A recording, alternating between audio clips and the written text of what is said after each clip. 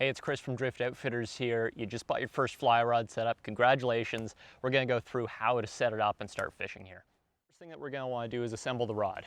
It's kind of the core centerpiece of the whole setup. So most rods are gonna be multiple pieces. They'll come in a sock like this, or maybe just stuffed in a tube with some dividers. You're gonna take the rod sections out. It sounds simple. Some people I think are a little eager to do this and even risk breaking a section, taking the rod out. So when you're doing this, just do it slowly. You know, flip the top of the sock back, pull back the sock to expose those end sections. Sometimes that sock will get wrapped around the tip end, and if you really force it, you know, things could go wrong. But it should be pretty simple. Just pull it back to expose the ends, pull out your rod. Most rods are 4-piece, some you see more, some less. To put together, you see a lot of folks, they'll start with the thickest butt section here. They'll put those two sections together and then work up and up and up. And before you know it, they're out of room and they have to set the rod down, walk it to the end. Nothing wrong with that, but there's an easier way. What you want to do is find the two thinnest sections that are going to be toward the tip end of the rod. And the way these slot together, it's really simple. One end just goes over the other. And what you're going to do is have them misaligned just very slightly to start. So you'll see there's alignment dots on here. I have them just offset a little bit. I'm going to just gently hold close to the ferrules and twist them into place. That little twist actually makes those sections sit together tighter, so it's less likely to loosen over the course of a day. And from here, why this is a great little trick is that now I go to my third thinnest section here. I do the same thing. I'm working down toward the butt of the rod so I don't run out of room. When you do this, you'll notice I'm not bracing against the guides of the rod. That's an easy way to crack the epoxy or even bend a guide out. I'm just grabbing the blank of the rod here, close to that ferrule, gently twisting them into place like so. Sometimes those dots can be a little off, so you just want to take a quick look down the rod, make sure that all the guides are lined up. That looks pretty good to me. So we're ready to attach a reel. Putting on the reel is really quite simple. First thing you're going to do is just look at the reel seat here, and on the top of the reel seat, sometimes on the bottom, usually the top, there's a little hood in the reel seat, a little gap just below that cork, and that's where the foot of the reel seat here is going to slot into. So I'm going to make sure that I put this on the right direction. This is a left-hand retrieve reel, I know, because the line is coming off the bottom of the reel, while the handle would be on my left side here. So I'm going to orient this when I slot this into the reel seat so that the handle, when the reel hangs below the rod, is on the left side of the rod. So slot that in there. And then on the bottom here, I've got a second little hooded piece of this reel seat that I'm just going to slide over the bottom foot of this reel like so. So it's sort of snugged in there right now. And then I'm going to have this locking nut. Sometimes there's two of them on the bottom. I'm just going to spin those up, lock them tight to hold that reel in place. Now I've got a reel on the rod. Okay, so we've got our rod assembled, our reel snugly on there. We're ready now to string up this rod, attach a leader, and get a fly on. First things first, you want to pull out some line. So find the end of the line. Pull this out from the front of the reel, so you should have a direct line from the reel to the first guide without this line rubbing on anything. Usually there's pieces of metal bridging the gap on these reels. If you pulled out from behind, you would get a lot of friction going over that metal piece, could damage your line. So just make sure that that line is coming directly out the front of the reel. And it should be coming off the bottom of the reel if you put this on with the handle on the right side of the reel. So we're going to pull off a bunch of line. I pull off a solid, this is a 9-foot rod, it's maybe like 15 feet. Pull out some extra line. Something like that. And the best piece of advice I can give you when stringing your rod, it's really simple but it makes things a whole lot easier, is take your fly line towards sort of the tip end of the line, double it over to make a small loop of line. That is going to make it a lot easier. It's going to make this line a little bit stiffer and make it a little easier to grab as you go through the guides of the rod. It's important to note, fly rods a lot of the time have hook keepers. So that's this little metal ring down at the bottom here. That's for storing your fly when it's not in use. It's not a guide. So don't bother doing anything with that right now. Find the first larger, sort of obvious guide, the next, and go up from there.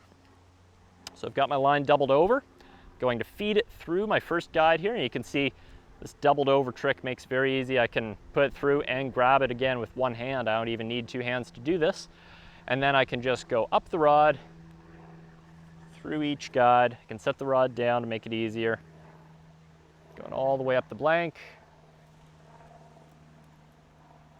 like so.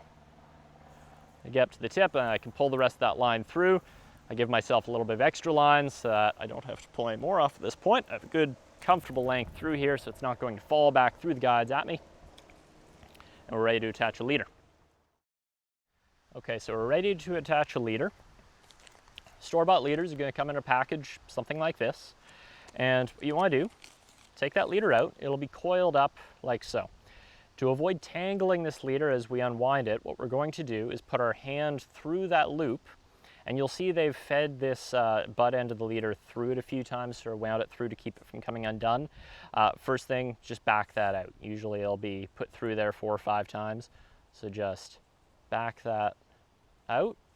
And now we can coil that leader off of our hand to avoid tangling it, like so. Okay, our leader's ready to go. Now out of the package, you'll notice this leader's been wound up for a while, and so it has memory, these coils in the line. We want to get rid of those because otherwise our leader's going to want to spring together on the water instead of laying out flat. Best way to do that is you're just going to pull it between your hands for a few seconds, and that will take out most of those coils. Sometimes the thicker part of these leaders are really stiff and they really don't want to straighten out. You can get leader straighteners, but you can also do this in your hands.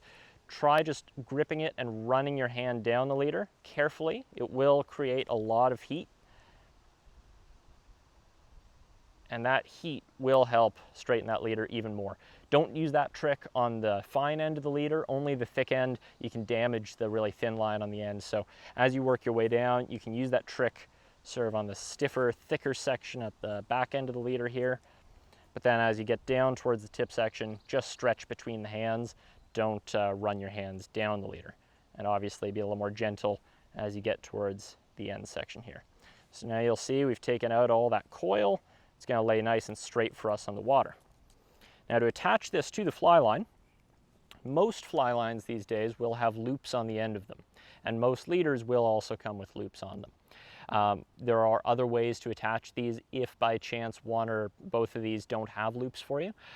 We have videos on how to do that on our channel, but this will cover most situations.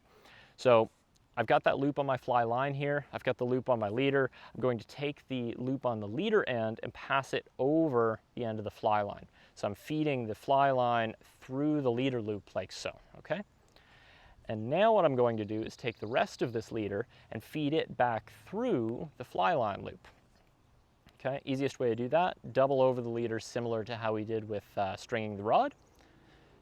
Push it through the fly line loop, and then pull the rest of that leader through. Okay, make sure it seats down, so pull it all the way down, make sure that knot gets pulled back through the fly line until it snugs down like so. It should sit in sort of a figure 8 pattern. Now that leader is secured and you're ready to attach a fly. Okay, so we're ready to attach a fly now. Before you even tie it on, what we would recommend you do, especially when you're starting out, but it's just a good habit to make, is to crimp the barb on your flies. So what we mean by that is if you look at the point of your fly, you can see that little point that actually faces backwards from the point of the hook. That makes it harder for a fish to get off of the hook, but it also makes it harder to get out of yourself if you happen to hook yourself, and it does more damage to a fish when you're releasing it. So just as a matter of safety and also being friendlier to the fish, we like to take those off.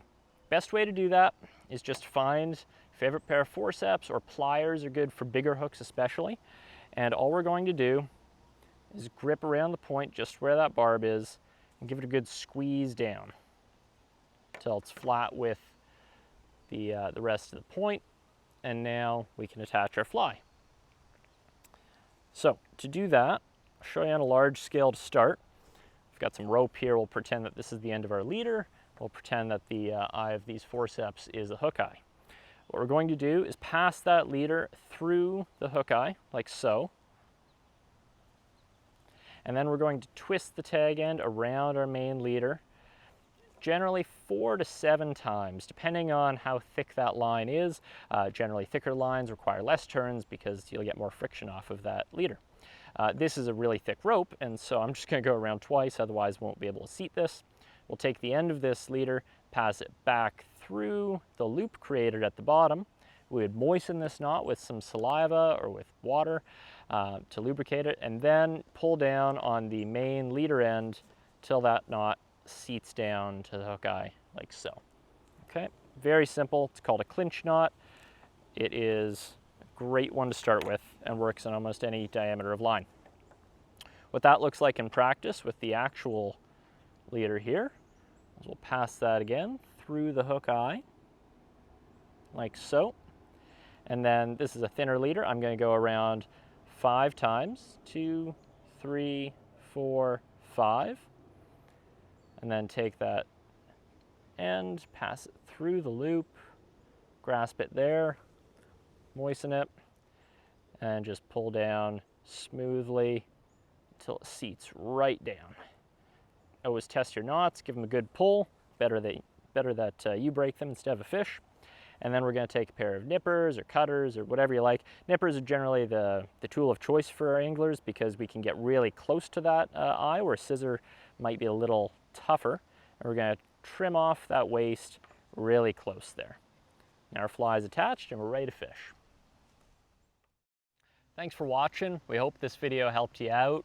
Get out there, enjoy some great fishing, and check out our other videos if you need any other help.